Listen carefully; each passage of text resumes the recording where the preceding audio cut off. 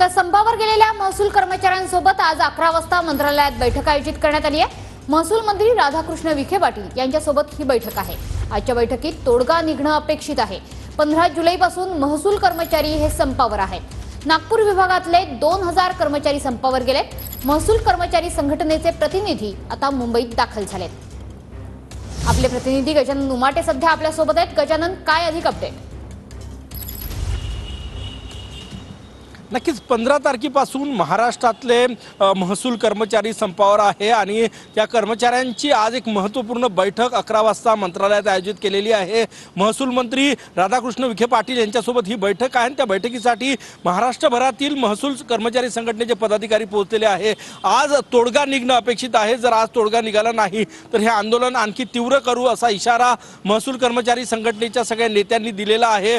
गेल्या 15 तारखेपासून जो संप सुरू आहे त्यामुळे ग्रामीण भागामध्ये लोकांना मोठा फटका बसतोय।